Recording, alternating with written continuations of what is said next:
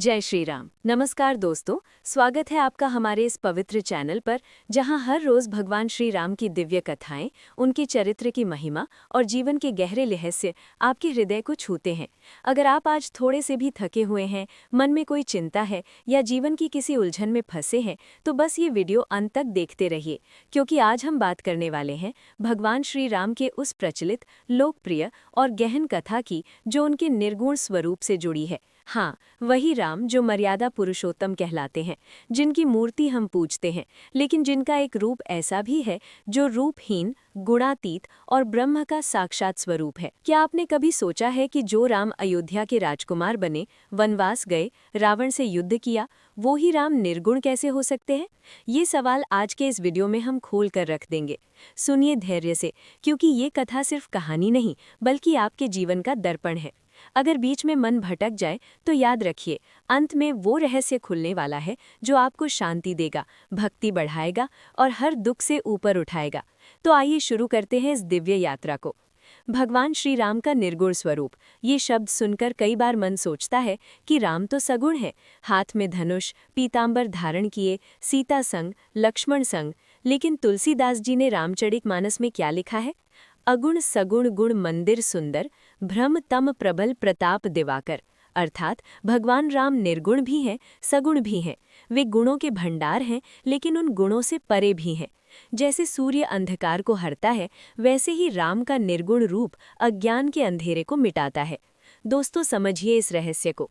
परमात्मा मूल रूप से निर्गुण है, न कोई रूप, न कोई नाम, न कोई गुण।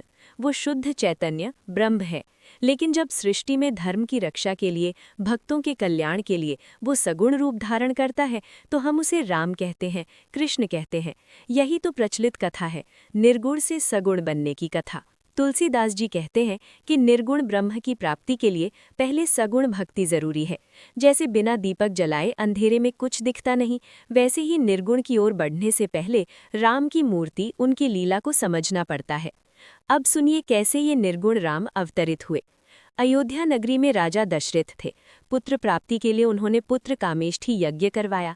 यज्ञ की अग्नि से निकला वो पायस जिसे रानियों ने ग्रहण किया, और फिर जन्म हुआ चैत्र मास के शुक्ल पक्ष की नवमी तिथि को। लेकिन क्या ये जन्म साधारण था? नहीं, ये निर्गुण ब्रह्म का सगुण रूप था।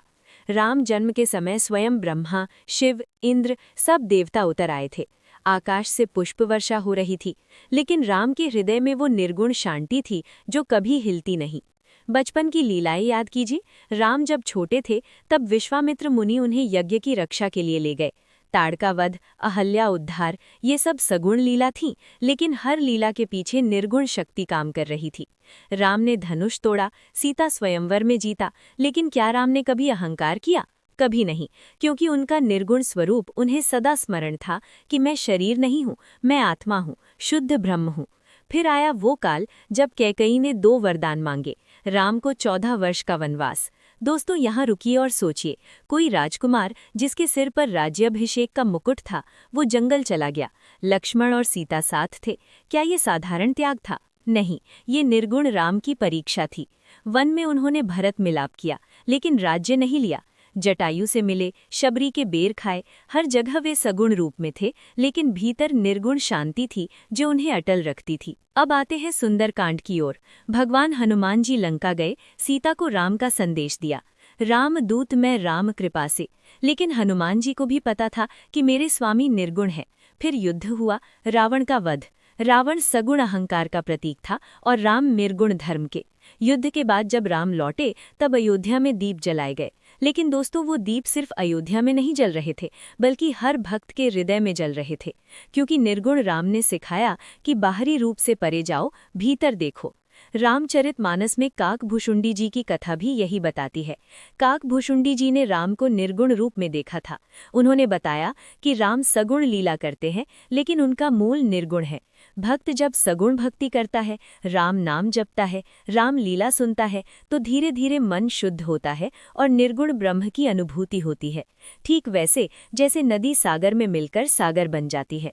सोचिए दोस्तों, आज कलयुग में हम सब व्यस्त हैं, काम, घर, तनाव।